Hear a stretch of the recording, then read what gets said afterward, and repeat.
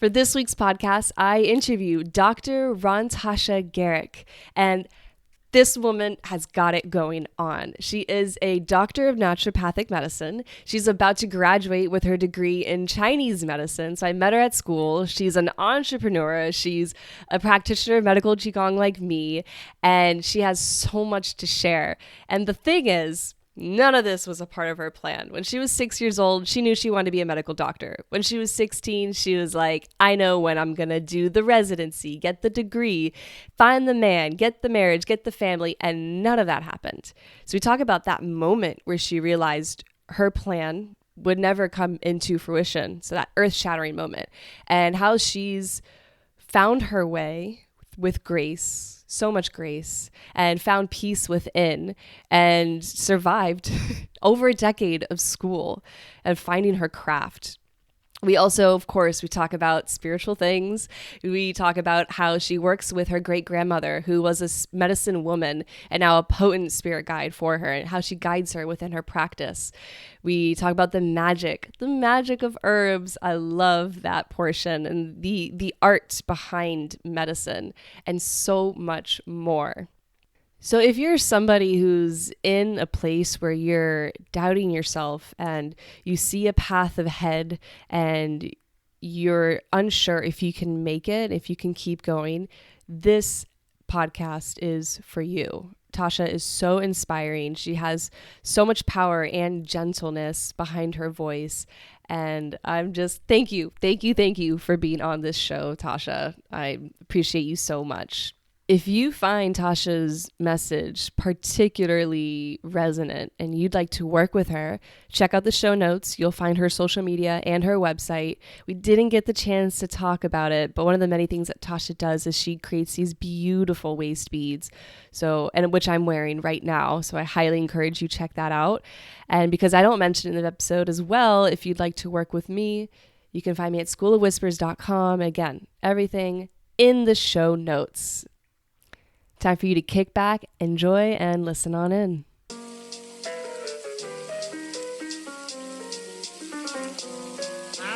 You are listening to the School of Whispers podcast. I'm your host, Stephanie, and this is my space to get real, open, and weird about my life experiences as a psychic, medium, energy healer, and student of Chinese medicine. On the show, I'll be sharing my healing journey and the concepts I've learned along the way, and I'll be having guests on talking about the same sort of thing. I am so happy you're here, and I hope this show leaves you feeling inspired and empowered to learn how to listen to the whispers of your own body and spirit. Let's get into the show.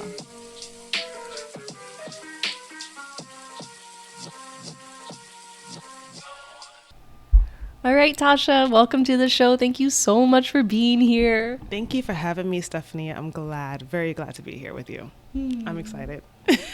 So there's a lot we can get into, but I think I would love to start with your story. You're a doctor now, but you're also in the same school I'm in for Chinese medicine, and you've been in school forever. And honestly, I would love to start from like little Tasha, like. What brought you to want to study and help people? What did you do for your undergrad? How did you get to this point and all this, the spaces in between? Okay, I can do that. The all floor right. is yours. Okay, well, let's start at little Tasha. So I think I knew pretty early. Actually, not I think. I knew pretty early, around maybe 6, 5, and it was either between being a doctor or being a singer. Those are only two options that I gave myself. I remember having my little doctor's kit with my fake stethoscope, fake thermometer, checking everybody's temperature, and then singing everything I can sing, even without knowing the words.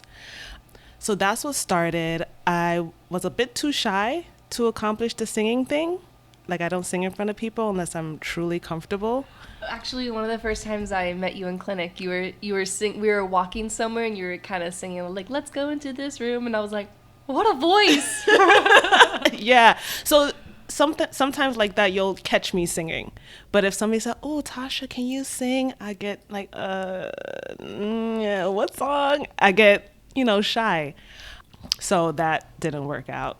I was hoping that people would just discover me, hearing me sing out of the blue, but that didn't happen. And in school, I was always a fan, always really good with math, always really good with science, always good with biology, doing dissections. Those things never phased me at all.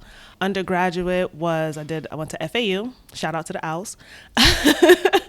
And my major was biological sciences, which is basically just biology. And I was on the pre-med track, geared to go to med school. So at the age of 16, I'm going to backtrack here a little bit. I had my life planned out. I knew exactly what kind of doctor I wanted to be. I knew I wanted to be a neurologist. I knew I was going to graduate high school at 18, undergrad at 22, go into med school, graduate 26, and then go into residency, get married at this age, have kids at this age. And I just had my life planned out to the T. And then 1 year in undergrad, I went to a guidance counselor, and she told me that you'll never get into med school. Yeah, it toppled my world. The tower card, if there was a tower card on that table, that was it. Why did she say that? She said that my GPA wasn't high enough, that I would either have to basically not get really high score on the MCAT or do a grad program and then get a higher GPA so that I won't have to score as high. That tore my world up. There was no plan B. So I got home, worked a bit, and I was trying to decide what I was going to do with my life because everything was surrounded on me becoming a doctor. That was it. I wanted to help people. I wanted to help heal people, just basically just help people. And so I started doing some research on what I can do in my degree. Everything took more schooling. And then I was looking for something that always tied in science and nature, something that always tied into that. And so when I found naturopathic medicine, not science and nature, science and art, because I'm also an artist. I'm a singer. I like to sing. I like to paint. I like to draw. And I knew that if I was to go to any extreme, I would feel a part of me is missing. So when I found naturopathic medicine and I was, finding out what it's about, one of the schools had a description that it's a mixture between art and science. And that's when I knew that was the direction I was going to go into. So that led me down that path. I went to National University of Health Sciences in Lombard, Illinois, which is nearby Chicago. And I started my med school program there. It was very, very hard being away from family. Never been there before. I did have a boyfriend at the time, so I had some support, but it was tough. It was significantly tough. It was on a trimester basis, so 3 times a year, only 2-week breaks in between. Yeah. And I was homesick. I literally probably had a breakdown every trimester. And if I didn't have a breakdown, I had 2 of the following. It was tough. Anxiety crept in. Right before that, I went to go see a psychiatrist because I was like, I don't know how I'm going to get through this. I fall asleep, like I'm always chattering. My focus was all over the place.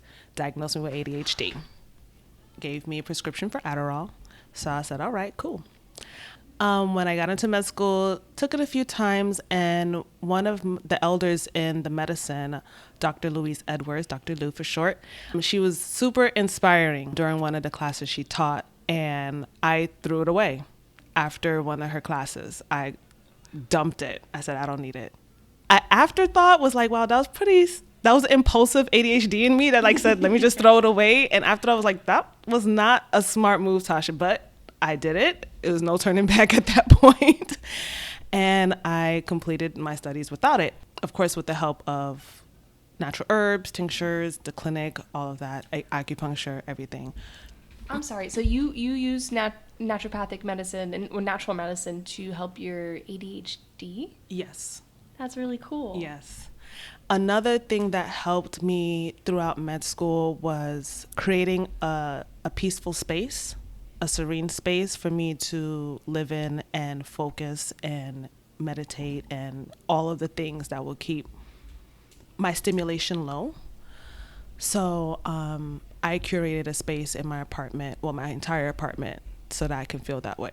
Should I talk about where I'm from? Yeah, why not? Okay. So originally I'm from New York City. Shout out. And born in Brooklyn, went to Queens. So I claim both spaces because, I mean, they're right next to each other. I go back and forth all the time. I didn't move to Florida until I was 14 years old. And I didn't really like Florida when I first moved. I was very homesick because I'm used to people. It's a city that never sleeps. So I'm used to somebody always up, people always being around. And we moved to a place where there was nobody outside. And I was afraid. I was really afraid. I thought, this is where kids get kidnapped and nobody knows. This is where things like that happen because nobody's outside to see anything. So that's so funny because I went to New York for the first time when I was about 14 or 15, and I was terrified because I was like, there's too many people out. I'm gonna get kidnapped because there's just a sea of humans and I'm just a little speck of dust. That's so. And I think I would have been homesick if I had to move to New York, and I never would have guessed you were from New York City. Because we tend to pin people as certain, but you just don't come off at all like that New York type. Yeah, I can agree. When I went back to New York this summer, I realized, I was like, wow, I forgot how New Yorkers were. I've been away from it for so long that I forgot. I was like, okay, there is a sense of me when you're there. The Southern hospitality is strong, whereas us, So that stood out. I was like, okay, yeah, it's been a while since I've been there. But going back, being in med school, my life revolved around school. So there was barely any personal time. There was rarely any introspection. Yeah, I did meditation, had awesome times with that. Anxiety brewed up really heavily in med school. Always thinking that someone's out to get me. I guess my mind was like, why are we doing this? So many times I wanted to quit. So many moments I've called my best friend, called my dad, called my mom, called my brother, called my support team and said, I need to leave. I don't know why I'm doing this, And they talked me off the cliff. And I'm happy they did. It was at my medical program. They also offer chiropractic medicine, acupuncture, and massage therapy. And they always told us to try everything that's in the student clinic. Try everything. Because they knew when we get into the position of treating, they would want the students to come. And that's when I first tried acupuncture. And ever since then, when I tried acupuncture, I knew this is something I wanted to study and to give to my patients in the future. So the plan, right? Always planning. By the way, the plan that I made at 16 did not happen. I did not become a neurologist. I did not get married at 28. I did not have all my kids by 30. None of that. It made me think of, there's this quote, we make plans and God laughs. Oh, definitely. He's laughing his ass off. Hell yeah. He laughing his ass off for real. So, and it's fine. But I held on to the 30, getting married by 30 for a long time. I made a lot of decisions and stayed in relationships longer than I should have just to see if that goal can be met. But that's another story. So the plan was that towards the ending of my training, I was going to dual enroll into the acupuncture program at the school. But I didn't like the idea of going to school from 8 a.m. to 10 p.m. at night because the acupuncture program was night classes. By the way, Chicago winters are brutal and worse than New York winters. Just a little tidbit there. So I decided that I was going to do it after I graduate. I was going to do a 3-year program after I graduate because I just wasn't going to be able to do the whole 8 a.m. to 10 p.m. And how many years was the med program? 4 years. 4 years. But you can do an accelerated where you can get done in 3 years and 9 months. No. I knew myself way too good to try and do it and accelerate it. No, so I did it in 4 years for sure. So after I graduated, I had an opportunity for a job, moved to Atlanta, took the job. The job was not what I expected. The person that hired me, who I was working with, was more money hungry rather than caring about the patients. I know she wanted to care about the patients, but she was about her money for sure, and I didn't really align with that. So, of course, leaving that job, I felt like a failure. I was also in a relationship at that time, and that relationship went south. And we could probably talk about that another time. So we were paused for a second. I was asking Tasha if med school was the dark night of the soul for her, and she's like, no, that came after. Yeah. Was it at this point that it happened? Yes, it did. 'Cause for the first time, I had enough time to even focus on myself. Enough time to even realize that things were not what I thought they were. Before, I was always focused on school. School, friends, fun, not me. So when the job didn't wind out how I thought it would be, and the relationship went south, and I stayed at my best friend's for about a month and just cried, cried and dealing with that, and then making the decision to move back home was the hardest. I felt like a failure for a long time. And that was part of the dark night of the soul, of the whole failure of not being good enough. And that was part one, okay? And so I came back home. Hindsight, I knew I was divinely being led, because the original plan was to do the acupuncture program, and I diverted from that program to start the job. So I studied for boards, and I passed boards on the first try. Go me, whoop, whoop. And and then when I got back home right on Thanksgiving of 2019, I said, okay, let's look for acupuncture schools. And one was right here in Orlando, and went to I think maybe a student for a day or open house. And it was after the registration was cut off or shut down, or whatever the phrasing you want to use. And I asked Michelle, something just told me to ask. So I just asked Michelle, I said, can we still apply? She said, yeah, you can still apply. And I was like, okay, door open, noted. So then I applied. I went to go visit my brother, San Diego, asked my friends for recommendation letters, got everything in, and like within less than a month, got accepted, and then started the program in January 2020. What a time to start something. Yes. January 2020. And then, as we all know what happened in March of 2020, the whole world kind of shut down. And now I'm here about to graduate in December. And there's been many, many dark nights of the soul since then. It just kept going. Just kept going. It's been one long night. Yeah. It just unearthed so many different things that I didn't even know needed to be unearthed.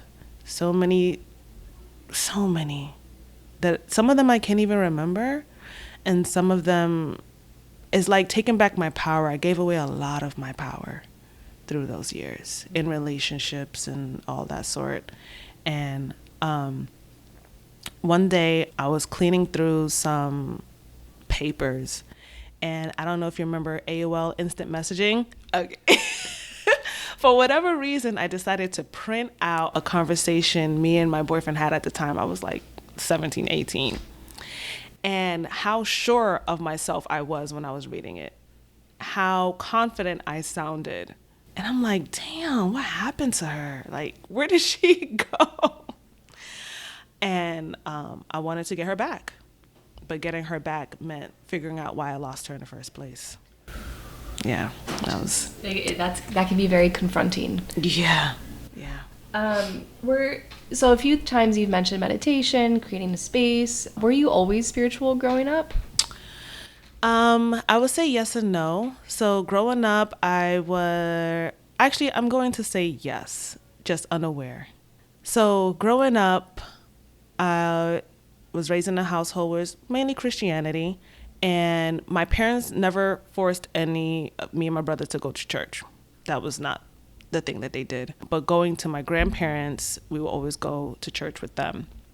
I was always into horoscopes and, everything that the Bible said not to do. I was into those things, so I had to not show it as much. There was a dream I had when I was 8, and I can still remember it to this day. A dream that I had when I was 8, God showed himself to me. And what it showed me was that there were other gods, that he wasn't the highest. He was also a part of a community of other gods. And his job was to take care of, or be the god of earth. So I never shared that dream with my parents. They still don't know, but it was a dream that I was like, okay, but then you have adults who's telling you this and this and this, and you just go by it because they're the adults, I didn't start my spiritual journey, or at least being aware to it, being conscious to it, until I was 17.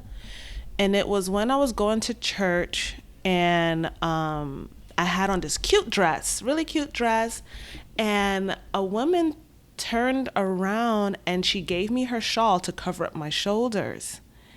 And I was like, why are you so focused on my shoulders? You should be focused in the church. And I felt I felt offended. I felt like, this is not why we came to church. Not for you to focus on what I'm wearing and to feel like what I'm wearing is indecent, to turn around to give me your shawl to cover up my shoulder. And that's the last time I went to church. I said, okay, this is not for me, because the higher power that I serve, the higher power that I know, wouldn't care about what I'm wearing. So that's what started it. I went down a rabbit hole. I actually delved deeper into the Bible to the point that it led me out of it. And I started doing meditation on and off. And that was the main thing, having visions, just doing those things. I didn't have much of, I didn't think I had much of healing part of it until getting into this program. Yeah. You gotta heal yourself before you can heal others. That part. Yeah. Something that you said about, so I grew up in Catholic school, and I wanted to become a saint. I wanted to become a nun. My mom's a little bit of a man hater. So I was like, I want to get married. I want to be with my mommy forever. I also want to be in the top of a mountain and just study things. And it took me a couple of years. It was when my parents got divorced, and people no longer turned around to shake my mom's hand during whatever that part when we... And that's when I was like, it was the shame, which is so strong in religion, in organized religion, when I kind of thought, I don't know if this is it. And from there, that was around the age of 11. By the age of 16, I just thought, wow, this God the Father and Jesus the Son, who I felt so close to, I don't feel them at all anymore. And I don't know what, and so I became a little bit of a nihilist, hedonist, I don't know. I just thought, well, all these things that they tell us to do and not to do, like don't lie, don't steal, what's going to happen? What's actually going to happen to us? I didn't understand energy. And so I just started lying, started taking shit from my sister without saying anything and not feeling bad. And it was a weird, interesting time. But when you said that, God said that I'm the God of this earth, I read something recently that said that. It was the God that we have source, and then there's coming off of source are these, I can't think of the word right now, but these bigger amalgamations of energy, and how we have a unique one for our earthly plane. And it was like a really ancient text, a really, really difficult to read. And that's so cool that you got the message when you were 8 years old in a dream. Yeah, that, and it's interesting. I haven't had much of a dream like that since. I think that was just to like let me know of how it actually is out there, so that when I go on my spiritual path and find out these other things, I'm more open to it. And I always, like, I think I said this in the beginning, or maybe not, I always wondered when in science class and they talked about evolution, and then in church they talked about Genesis, and how, you know, if there's evolution, there's no Genesis, and if there's Genesis, there's no evolution. And I always thought, why can't they coexist? Like, it didn't make sense to me, the separatism of it all. Never did.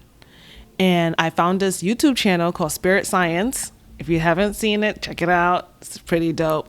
And I learned a lot of things from that was on my spiritual journey, Spirit Science. And I did a lot of readings. I've gotten like not an old Bible, but the King James, like one of the originals that had the Apocrypha in it that they took out in like the 1940s. What is that? The Apocrypha is a book in the Bible that they took out. Yeah, they took out a lot of books. There was so many books in the Bible that they've taken out, that they've, you know, it's, yeah. Because they wanted something that, for one, is easier to carry, and they wanted to choose the stories that they wanted that people to know. So if certain stories did not align with the mission that they're trying to follow, they took those books out. Yeah. So if you don't mind jumping a little bit deeper into the Apocrypha, what about it do you think that made them want to pull it out? And what about it to you really made you bring your eyes a little bit wider and be like, oh shit? To be honest, I don't even remember. Yeah. I don't. I'm gonna look that shit Yeah, up. please do look it up. You know what's so funny? The Apocrypha has been coming up in the past couple weeks, coming up to me, and I'm like, okay, maybe it's time for me to reread it, because I don't really remember. I don't remember, because when I went deep in the Bible and came out, I totally just left it alone, you know. And now I know that there's certain parts in it that when you read it with different lenses, it leads you on your spiritual path, you know. It's just that it's just not one person. There's many ascended masters. There's Buddha, there's Moses, there's Jesus. There are, you know, many different deities, many. If you want to listen to a book or read a book called Conversations with God, I suggest the audio only because I'm an audiobook fan, and also when God is speaking, there's a male and a female voice. So it's really, really dope. You just gave me full body chills. I'm going to say really quick for you listeners, I will put these things in the show notes, the Spirit Science channel, as well as the book. So when in the very beginning, when we were doing our hot bay ceremony, and I said, you know, go ahead and call in your people, and I called in mine, and for a second I tuned into yours. And usually I get one kind of spirit guide, ancestor, higher self, somebody who stands in front of the rest of the crowd of your people. And for you, it was a man and a woman. Yes. I have multiple guides, spirit guides, and the main two that showed themselves to me first, they're okay with me sharing with this. So Yaya and Otto. I call him Otto because his name is kind of hard to pronounce, and gorgeous man. And Yaya, she's more of tall, slender, real dark skin, beautiful eyes, beautiful features. Just, they are in the front. They are my protectors. Yeah, for sure. Yeah. So it's interesting that you tapped into that, because we did not speak about that before. No, I wasn't even going to tell you. I don't know if I didn't really technically have permission, but I guess you being here, they know. They know it's okay. Yes. They protect me a whole lot, and I'm super grateful for them. I can almost get emotional right now because they are amazing. With all of these practices, and you have put yourself in the struggle, you have been presented with the struggle. Would you mind, so the name of the podcast is The School of Whispers. Okay. Because we're all in the school of learning how to listen to and remember, and how to listen to the whispers of spirit and ourselves. And it doesn't come in like spirit guide jumping on your bed and be like, what's up, let's go on a journey. It's subtle. And I would love to hear about a few more whispers. So whispers can be somebody saying something to you, you reading something, being in meditation, and something just plops right in, that really were turning points for you. What do you mean by turning points? Okay, for example, for me, being in ceremony in cacao and feeling my ancestors around me and feeling so much pain, that was a whisper in me realizing, and looking deeper into what does it mean to sit with your ancestors and feel pain. And then all of a sudden I dive into a rabbit hole of ancestral pain. And then at the time my mom did the 23andMe and we found out we have Amazonian indigenous blood, and cacao is from the Amazon. So that kind of put me in a rabbit hole of like, oh my God, I'm here to heal for them. What a tough, difficult, beautiful path. So something like that. Does that make sense? That does make some sense. So let me think. So a whisper, or I call it more of a nudge. So they've been nudging me a lot. And at first, I would second guess myself a lot. I would always try and cross-reference because my analyzer was like, is this right? Is this sure? Am I not just making something up in my head? And, I just would always be unsure about whatever it is that I'm hearing or whatever it is that I'm feeling or being nudged towards. So one of those things that I've always been nudged towards is my great-grandmother on my dad's side. She was a woman who was a spiritual healer back in Jamaica, because my family's from Jamaica. And I would always ask my dad about her because, of course, she was alive when, I don't know how to say it. She was alive when he was a child. Yes. You guys understand what I'm saying. So I would always I always felt nudged to ask my dad about her, to ask my dad who she was, what did she do. She had a gift of sight. People went to her for healing, and she had a gift of sight. And I always felt like that was passed down, but there was a blockage somewhere. And I recently got a reading done, and she came through on my reading. And because for some reason I always felt connected to her, even though I haven't met her. I feel like I'm about to get emotional, but I always felt super connected to her. During the reading, she came through as Gigi. And I was like, I don't know a Gigi, but maybe it's for great grandma. So she was like, yes, she's here. And that I'm her protege, that she guides me, like she guides my healing, she guides my hands. And excuse me. Yeah, take your time.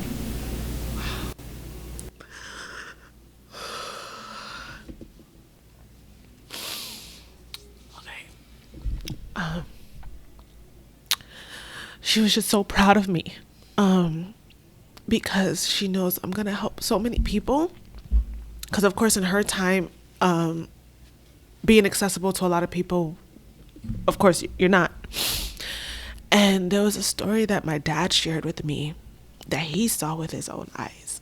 Sometimes she would get into these trances, and he said it was like late at night. She was outside, and she filled up these 4 basins of water. She was an older woman, like older lady, of course, grandma.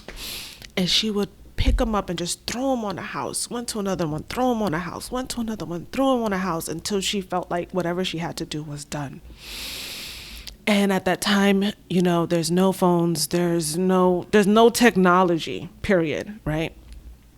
And I think it was like either the next day or a couple days later, a man from that knew her or whatever came through and said that one day he woke, like that same night, he woke up and his house was on fire, and then the fire was out, and it was because she was outing the fire in the trance space.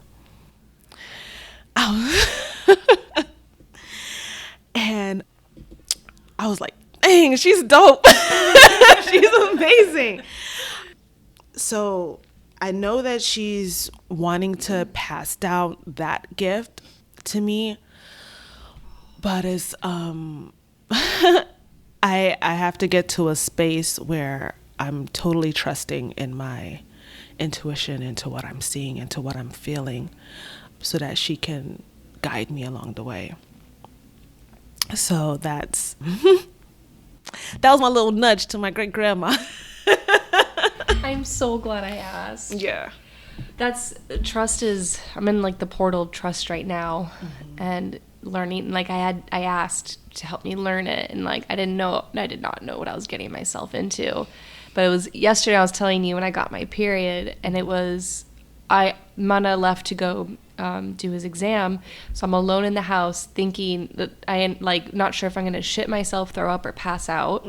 And I just had to be like, you could do this, you could do it. And I just sat in the bath and just said, thank you for helping me, thank you for whoever's here, thank you for helping me.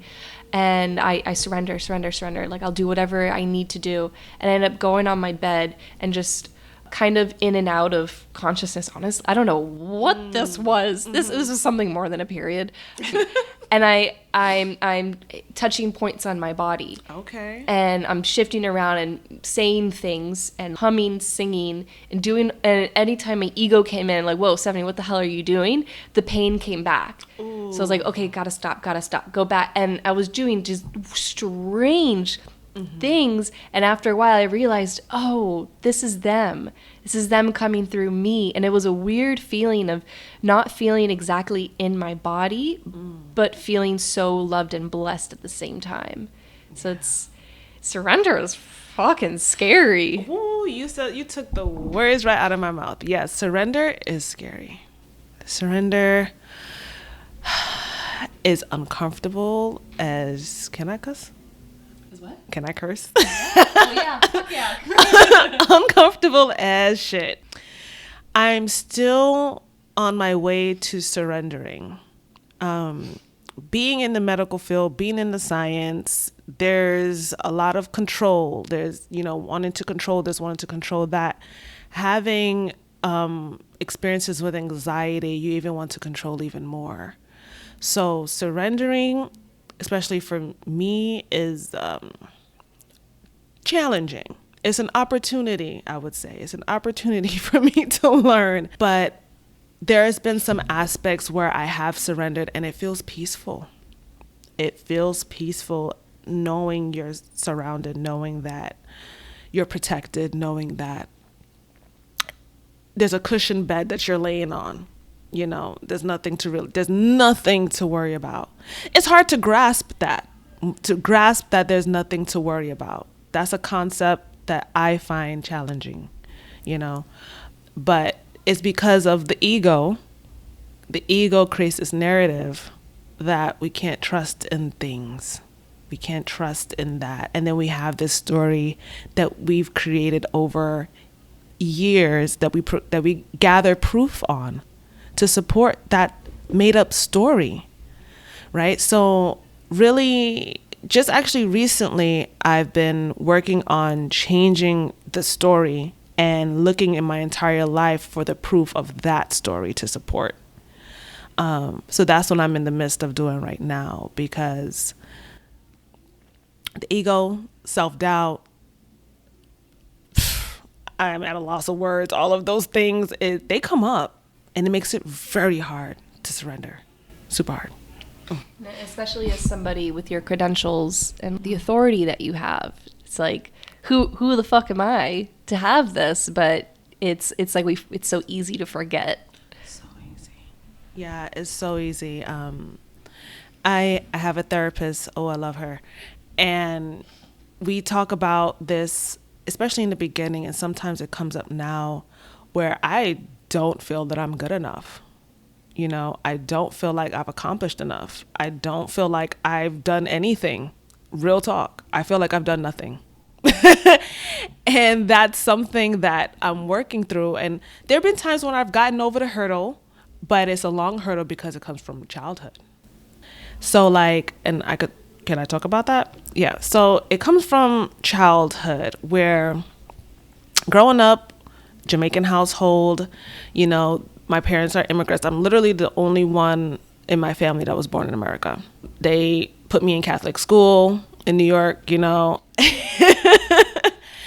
And if I didn't do well, of course there were punishments. But if I did do well, there would be nothing. So there was no encouragement.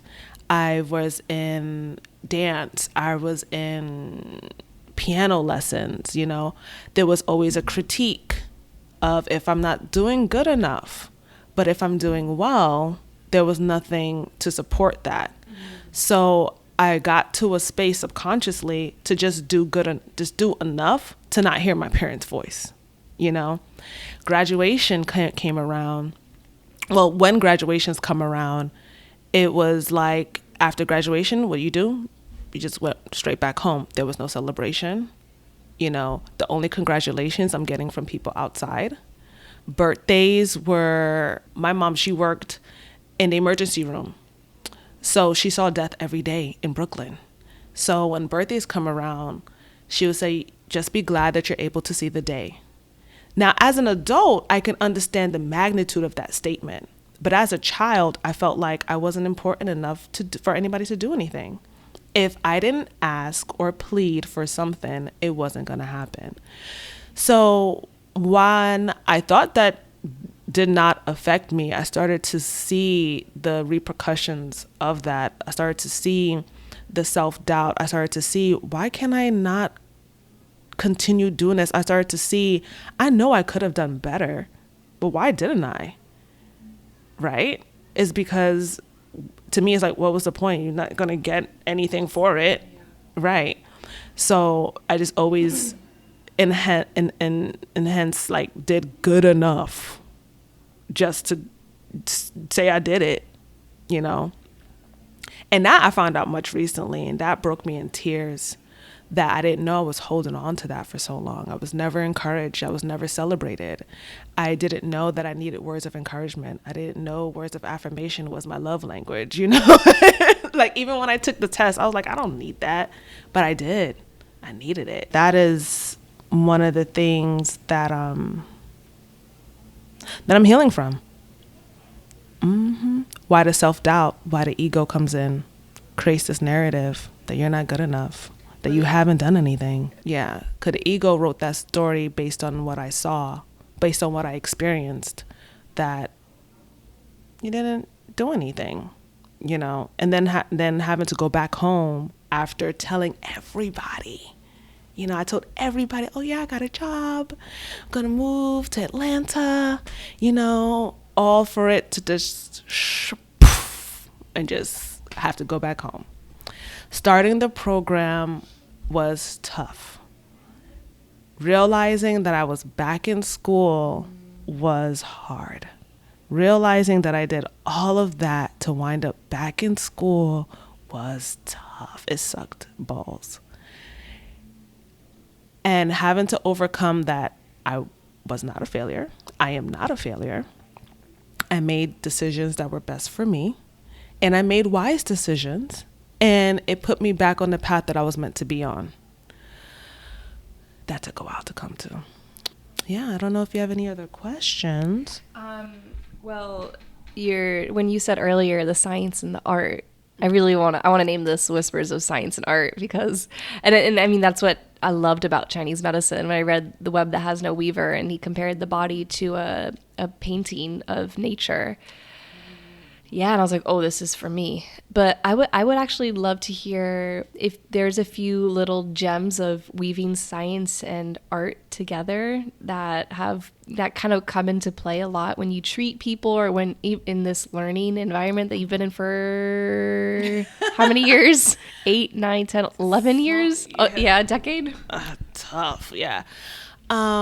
So what a little bit between art and science, melding those two factors together. When I'm treating someone, shout out to all the professors and the teachers who, you know, given their art to us and ways that they've treated to us. As you know, we we both have learned medical qigong, and I've used that several times. But also traditional Chinese medicine, and also naturopathic medicine, but especially traditional Chinese medicine in a different way, showed me how connected the body is, how you can literally, it's like a quantum physics word, like where you bring point A and point B and you like overlap them and they're like in the same space. Yes, I know what you mean. Yeah, it shows how overlapping, how connected, interwoven the body is. And so sometimes when I get into treating and I'm picking out, well, first when I do like the palpation, and especially if like say it's a headache case or a back case, and I know where the meridians lie, I know what part, I know that the fascia of the body is all connected, and that can explain how distal points can work for an area that doesn't even make sense. And I just start pressing around. It's like my hands are guided by my Gigi. I just start just pressing around. And when they tell me, oh yeah, the pain is gone. And I'm like, okay. Then I use that point. And then it just kind of like peeling the layers back. Yes. The layers start to get peeled back and it starts to reveal other things. Also with herbs, right? So say you have a base formula. Say we're trying to move blood. Say there's a stagnation of blood. And you want to use Tao Reng Si Wutong, right? Kind of move the blood stasis, build blood, invigorate the blood, right? But say their blood stasis is in a unique area of the body. Let's just say it's the shoulder, right? We know that there's such thing as guiding herbs, right? So there's herbs that guides to the outward, to the extremities. There's herbs that guides to the upper part of the body, to the lower part of the body. So you have your Tao Ren, Si Wutong as your base formula. It's going to move blood stasis. It's going to move that stasis. Now you want to direct that herb. So you can use a guiding herb, right? So that would be the art, like the difference between a cook and a chef, right? A cook follows a recipe. A chef can't make the same thing twice, right? So you pick an herb that'll say, okay, I need something that guides up, and you pick jiagong, right? Sorry if my pronunciation is not well, but that guides things up. And so you want to go outward, and I think an outward herb, maybe a xuanxiang, not sure, but you kind of will put a little bit of each. If it's too ascending, you lower the dosage.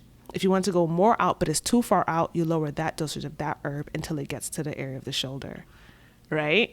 So that would be like the art where you can't make that. Well, if you write it down, you can, but that would be the art into playing with the science, because you know what the base formula does, and now you're just directing it throughout the body. So that would be an aspect. I'm not in formulas yet, so I'm so glad I got to hear that from you, because that's what I'm really, herbs is kind of deemed as the big bad guy in our program. Oh, yeah.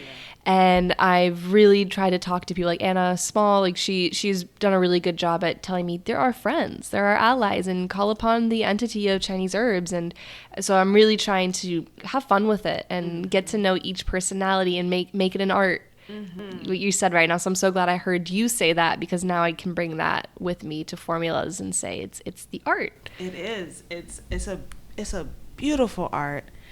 Shout out to Anna. Yes, it's a beautiful art, and it is the big bad wolf of the program. It sure is. And I wanted the message from my Gigi. She mentioned that herbs is going to be a big thing for me. I'm going to do magic with herbs. Ooh, so, and also Dr. Reed, I had a blockage when it came to herbs. Like I would study, and for some reason just felt like it wasn't settling. And Dr. Reed, she asked a question and it just kept going back, right? She just kept asking questions like, so why do you, where in your life has blah, blah, blah happen? Or where do you feel like you aren't smart, or whatever the case may be? And it brought back to when I was doing a test. I think I was like in kindergarten or first grade doing a spelling test. And because my entire family speaks with an accent, pronunciation of certain words, that's how I would pronounce it, and therefore that's how I want to spell it, and that spelling would be wrong. That particular word was that, T-H-A-T, but the Caribbean accent pronounces it dat, D as in dog, A-T. So I'm stuck on that word, taking my test. I'm like, dat, D-A-T. I'm like, that's wrong. It took me forever. But that portion of my life led to me feeling like I can't get these herbs down because it's a different language, completely different pronunciation, and it brought up a wall. Whatever she did, she said she just brought awareness to it. That wall has completely came down. And now I'm able to receive herbs, well, traditional Chinese medicine herbs, in a way that I haven't been able to before. So shout out. So happy. Dr. Reed is... She is a jewel. She is magnificent. I thought she was magnificent before. Now she is off the charts. I love her. She's the first person who did Reiki on me, and it was like, and the only person, and oh fuck it. Yeah, that's another story for another time. Yeah. Couple of closing questions for you. Okay. So the first one, speaking of herbs, what is a food that you have found incredibly healing for you? Now you're gonna laugh, all right? Because this is, listen, when I say this food or foods, you have to understand me, okay? Now, foods or food that I find incredibly healing, you're gonna laugh, okay? Chick-fil-A. The Chick-fil-A fries. Now I'm gonna put y'all on. When you ask for your fries, ask for them to top off or to full the box, okay? Get a medium, full it up, and the 8-piece nugget. That has been incredibly healing to me. When I learned to eat slowly and really savor, I don't know, it feels wholesome. It feels like it reaches a part of me. And I'm probably like, gonna bring, I don't know what I'm doing with Chick-fil-A, but I feel so good when I'm eating it. I feel happy. I feel like I've treated myself. I feel like I just savor every morsel, every bite. Yeah, that's a food that's super healing for me. I love Chick-fil-A. It's funny because whenever I ask people that question, they don't say, don't talk about a specific herb or what. They talk about the food that helps them get back to the heart and that helps them heal emotionally. That's like right on brand. You got it. Yes. And then my last question is, and you could take as much or as little time as you'd like going through this, but what is a darkness that you've recently found yourself moving through or on the other side of? That darkness is the self-doubt, that imposter syndrome, the not good enough, the person who, even though I've accomplished all of this, to me, I feel like, where's the fruit? I see no fruit yet, so I feel like I haven't done anything yet. And I feel like that is the ego. That's definitely the ego side of me, because a lot of people kind of just expect me to do well, but they don't really realize how much work I put into it. So it kind of is like, oh, I knew, but no, listen, it took a lot of work, and that needs to be recognized and seen. So sometimes I don't feel seen that I've done a lot of work. So that kind of got into me where I don't see that I've done a lot of work. So that's what I'm going through, and I'm starting to see the light on the other end because I'm rewriting my story. That's a few things from that. When I got into this school, I mean, it wasn't super difficult to get into this school, but it does require things of you. And it bothered me because everybody, and when I do well in every class, my family's always like, oh yeah, we knew you'd get it. Oh, we knew you'd do well. We knew you'd get and I'm like, stop saying that because you don't know and I haven't known and I don't know how I'm going to keep going sometimes. but you have to dig deep. And sometimes I wish they would just be like, wow, look at you. You struggled. Okay. Yeah. Recognize the work. Recognize the effort. Recognize the sweat. Recognize the tears. So many tears. So many tears. So many times of wanting to quit. And then all you hear, well, I knew he was going to do it. Of course. Like, no. That doesn't help people. No, I need you to be like, damn, girl, you did that. And I know it was hard. And I'm so proud of you for sticking through it. You know, that's what I need. Let's go out and let's fucking celebrate you. Fuck yeah. Okay, like. And the second thing I keep on hearing you say, and I know you haven't explicitly said it, but it's what you mean. Well, I like to look at my inner child as my ego. And my ego is my inner child, because they're the ones that create the stories. Like when our ego it's our protector. It wants to protect us. And when when we're a child, everything is so threatening. And so when we feel that rejection, we're like, oh my God, if I'm not accepted by my parents, I'm gonna die. And it's this primal fear that creates the stories. And in last week's podcast that I'm gonna be publishing tomorrow, I talk about how we're time traveling constantly. Like during your herbs test, you were time traveling. You were no longer Tasha. You're 6-year-old Tasha, and it's sounds like this program is really. There's something about this program. I swear, it is something about this program. I think it's the energetic level of this program and the people who you're surrounded by. So many dope people in our school. And just their energies, and the teachers there are some teachers who are they've been through some stuff and they are able to share, like, especially Dr. Reed. When you look at her, she's looking into your soul. Whatever you feel like you think you can hide, she sees past it. Yeah, there's an energy about this program that literally everything just gets dug up.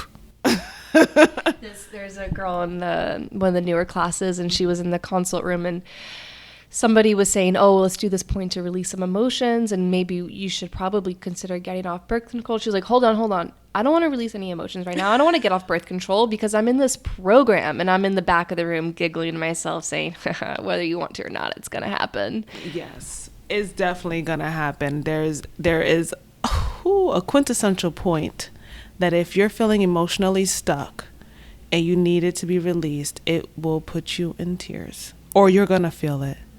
And I think that's what I love most about the program. That's what I love most about traditional Chinese medicine is, and naturopathic medicine does harness the spiritual side of things and the natural side of things and the wholeness of the human body. But traditional Chinese medicine has been here for 5,000 years. And I have a theory, right? Because I was talking to Kayla, as we both know Kayla, about like how in the hell did they come up with, I know they had time, but it's something else. And I thought about maybe blue lotus. Have you ever heard of blue lotus? Blue lotus, because lotus flower is really big in the Eastern world. But blue lotus is a hallucinogen. Haven't tried it yet, but yes, right? On my list. So I feel like something. I know they had less time in their hand, and they probably did a whole bunch of meditation and a whole bunch of introspection where they could have figured out all of these things. But I feel like some type of plant herb that was used to get them connected to a level like that, and I feel like it's blue lotus. Feel like it. Or mugwort. Yeah. Okay, so mugwort. So back in the day, they were able to make beer out of anything, any herbs, right? So mugwort got its name because it's in a mug. They made beer with it, but it made your dreams more real.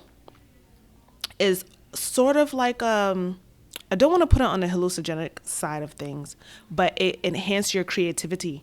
And while it did that, it led to people rebelling, and they didn't like it during that time.